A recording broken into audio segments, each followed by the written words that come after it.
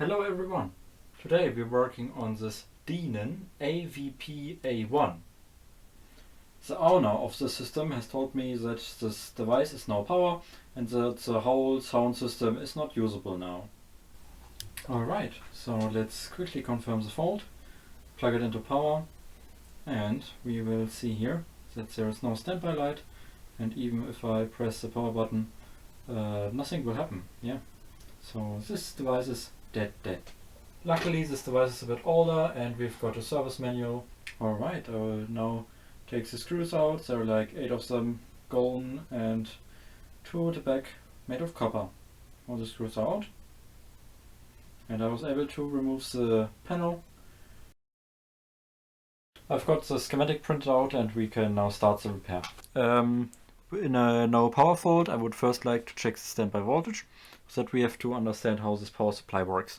1U2873 is the one in the back left, and this one is mounted like sideways next to it, but that doesn't matter for now. Here's the AC input, and the only thing running in standby is this transformer here, making this 9.4 volt relay, which goes to IC1, which is a fuse, into IC973, which is a voltage regulator, and then to the connector, to the output connector here, M6V, which is a 6 volt standby voltage. Only when the mainboard enables the rest of the circuit using power, it will switch the relay coil here, the relay will activate, AC voltage will get to the transformer in the corner here, and it will generate all kind of AC lower voltages that get fed to the other board on the side here, or to all these 6 volt additional power on rails.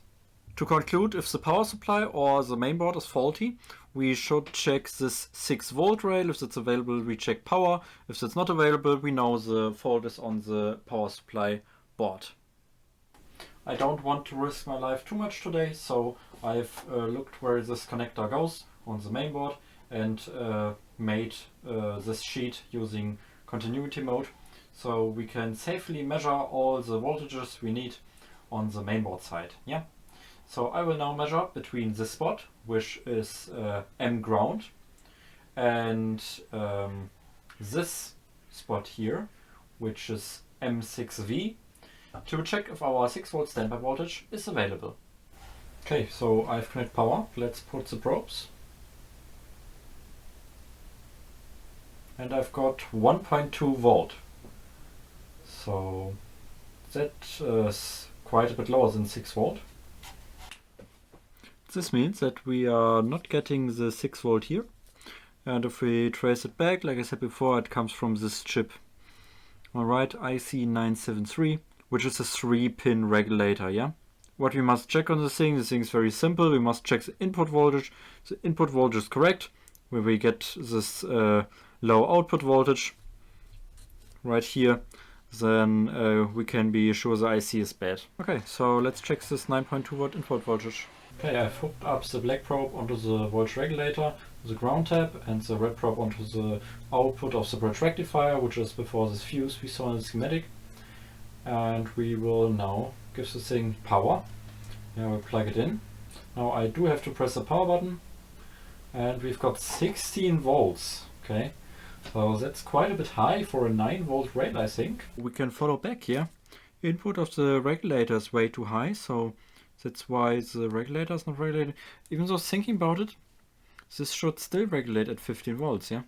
And instead of this 9.4 volts before the fuse also wrong. Yeah, I don't think there's much to do except to check if we have got the correct AC output of the transformer between these points here, yeah? Alright, checking our AC voltage on the output of the transformer now, and we've got 12.9 volts AC. Okay, so we do now know that the voltage here on the transformer output is too high, and it looks like we have to replace this transformer. But let's make sure the bridge rectifier is okay. We can calculate the output voltage of AC input and a bridge rectifier.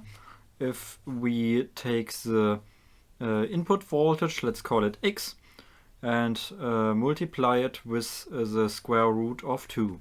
So in this case we have to input 12.9 volts because that's what we measured, multiply it by the square root of 2, and we will get a value for epsilon. 12.9 times square root of 2 is 18.24 volts. So you might say this does still not explain why we're getting 16 volts and at 18.24. But this is because their diodes conduct, and the diode has a diode voltage loss of 0.7 volt.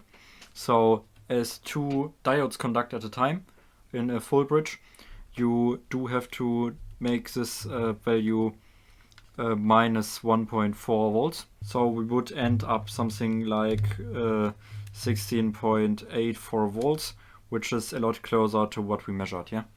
So I would say the bridge rectifier is good, but our transformer has failed in some way that it outputs too much voltage on the outputs here. And this caused our regulator here to burn because it was getting too hot. Yeah, it's a linear regulator. It burns all the voltage it has to drop into heat. So I think we should next replace this voltage regulator, replace this transformer, and then see what happens here. I've decided that I will go with this transformer here, 8 volt AC output with 1.25 amps. To me this looks very good, and we also need a new regulator. So I chose this one, L7806, which is similar to the NJM7806FRES, which is originally installed in this device. And just to prove my point here, we will calculate it using the transformer we've chosen now, 8 volts AC times square root of 2 minus 1.4 volts will be epsilon, and if we type that in,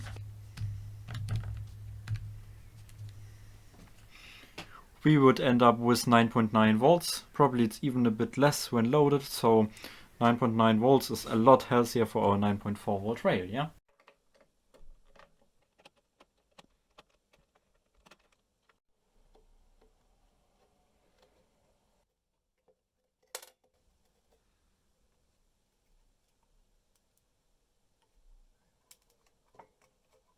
Okay, so we got the old parts out, just have to install the new ones.